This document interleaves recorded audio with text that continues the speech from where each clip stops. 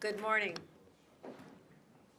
I wanted to take a moment to update New Yorkers and alert them to the fact that the entire state of New York is under hazardous conditions with respect to our air quality.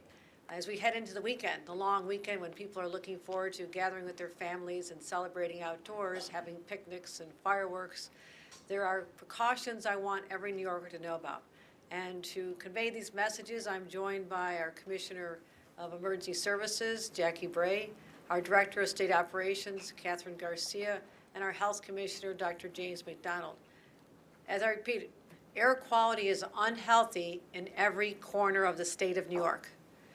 Wildfires from more than 500 miles away continue to burn, and we're feeling the impact right here in real time in our city and our state. Just to help with the fires, we deployed our third crew yesterday to be part of a northeastern unit comprised of other individuals from Maine and New Hampshire. But the truth is there is no end in sight.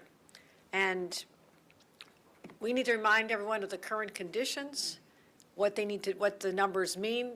And let me be clear. We went through this 3 weeks ago.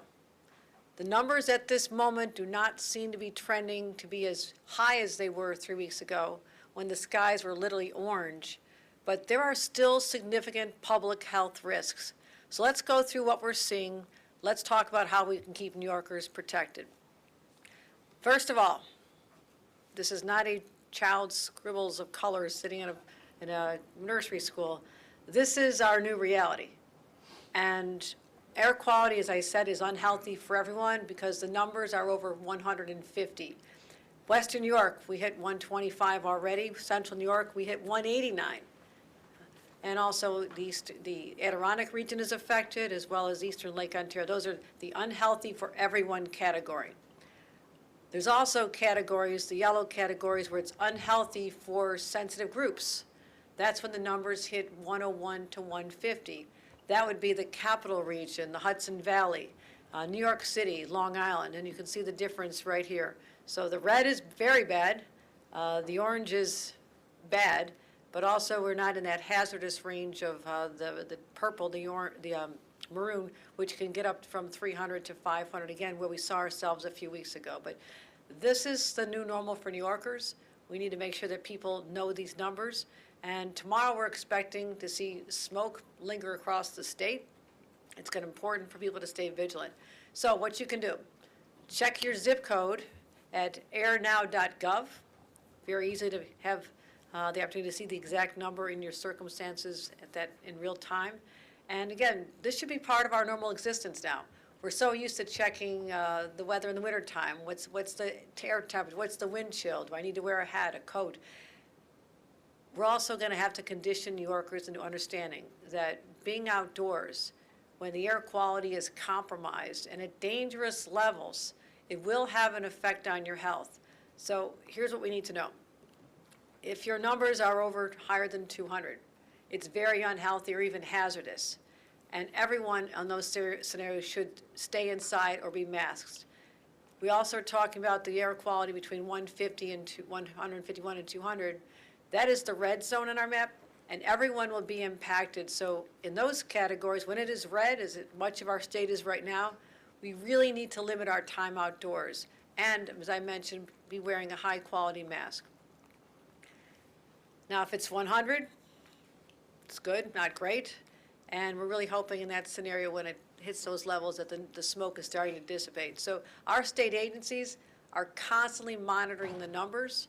We've been working to protect New Yorkers, and here's how we can get the word out. We are having those variable message boards. You see them above the bridges, on toll roads, and on our state highways.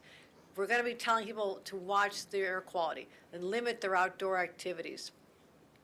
Next, we're going to be sending out phone alerts. We've not done this before. This is reserved for severe emergencies, maybe a tornado coming our way, a hurricane, a blizzard. But what the messages will say is there's going to be that's considered very unhealthy, reminding people that they should be wearing a mask if they're outdoors, and how to keep updates on the data. So we're making sure that these alerts go out. If the air quality hits 200 or higher for a sustained time of 1 hour or longer, then people in those regions of those affected counties will be receiving these cell phone alerts. All of our public transit agencies across the state of New York, MTA all the way up to Buffalo, they'll be making public service announcements on subway platforms and on our buses. And we're also handing out hundreds of thousands of masks. Again, dig them out of the drawers. The N95 is better. I know this is frustrating for New Yorkers because we thought that era was over, but I will tell you, you'll feel the difference. You're going to start feeling the effects of what we're talking about right now, if not already. And again, much of this weather is going to be lingering across the state all the way in through tomorrow. So we'll be expecting to have another air quality alert tomorrow, like hazardous conditions across the state of New York. And I want to talk about what we're heading in for the weekend. A lot of outdoor activities are planned. You need to keep track of these numbers, and number one, you have to know your own body's signs, because people will be experiencing runny noses, watery eyes, coughing. This is your body trying to reject the matters that is now absorbed into their lungs, and this creates a dangerous situation the longer it goes on. So we need to make sure that you're protecting your kids. Little children should not be out playing when the conditions are in these dangerous, hazardous numbers. Senior citizens, people with asthma. We have 400,000 children with asthma in our state today. They need to be told this is not the time to be outside riding their bicycles, or even at summer camps.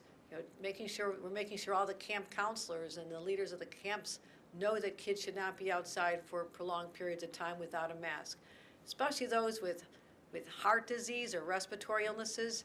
You have to avoid strenuous activities, avoid the outdoors, stay hydrated, and take frequent breaks. So that is the message we want to get out. Again, we don't know what's going to happen beyond the next couple of days. Today will be very bad. Tomorrow will be very bad. We expect to see the winds start to dissipate over the next couple of days. It is impossible for us at this point to predict what will happen for the holiday celebrations on Monday and Tuesday the 4th. Again, we're asking people to be very, very vigilant before you plan your outdoor activities. Know what the numbers are, know what precautions you can take, because otherwise it could really seriously have an effect on you. We've not seen an increase in emergency room visits. We did see that at the end of the last experience we had 3 weeks ago, but there is a lag time. So we will not have the numbers until after 4 o'clock each day, and right now we're not seeing an increase, but again, the air was not bad in most of our state yesterday, so this is a recent phenomenon. We're experiencing it in real time. It is, again, I want to repeat that every corner of New York State has unhealthy air conditions right now throughout the rest of the day and through tomorrow, and that is what I want to make sure all New Yorkers are aware of. Any comments, Jackie? Commissioner? Heather? Any questions? Andrew? One on this and then one on another topic. Just as an example, New York City pools are open today, so that's outdoor activity. The New York City numbers I saw were between 100 and 150. What's the advice for parents on an activity like that? Should the city have maybe delayed that until the air was clear? Commissioner?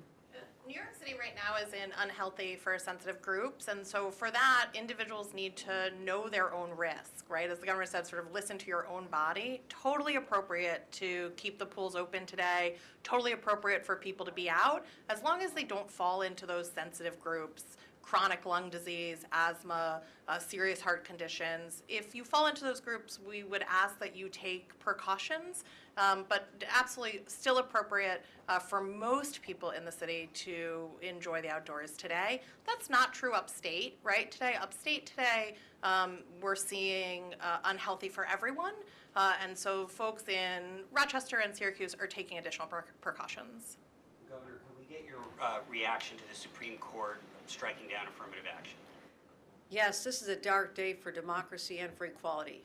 And to make the presumption that today, in 2023, that our country is colorblind is incorrect. That is not the norm for people in America today.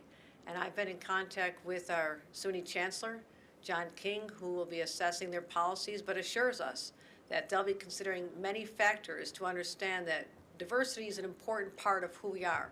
We celebrate this in the state of New York. We want to make sure that our educational institutions, the ladder to opportunity for millions of New Yorkers remains open to all. So we are very disappointed in this decision, not unexpected given the political composition of the Supreme Court today.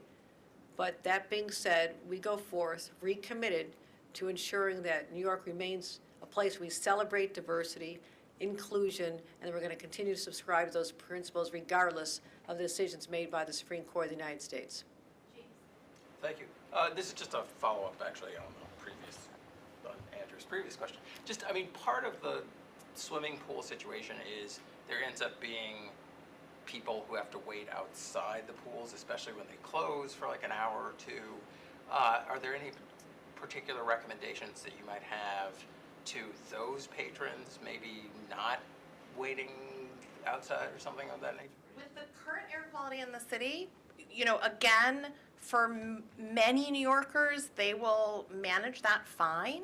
But if you have conditions, if you have conditions that make you sensitive to air quality, we are recommending that you limit your time outside. And high quality masks work in this instance, right? So putting back on those, KN95s or those KF94s or those N95s will really limit people's exposure, even if they've got to wait outside.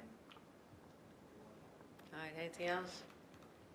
Thank you to the media for making sure that all your viewers and listeners understand how serious this is. This is unfortunately the effects of climate change that we've been warning about for decades, but the reality is this is going to be the new normal for New York. And until these wildfires are under control, and we're doing our best to help them, we can expect that there'll be intervals, episodes based on the wind shifts. When the wind is coming down from the north, we're going to see these trends and these plumes as we've seen from the Midwest to here.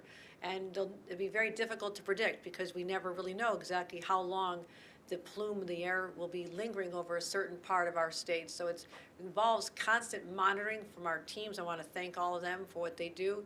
And also to those individuals who are working outside, whether they're part of the state workforce or others, please understand whether if you're in a sensitive group and you're in a hazardous area, take precautions.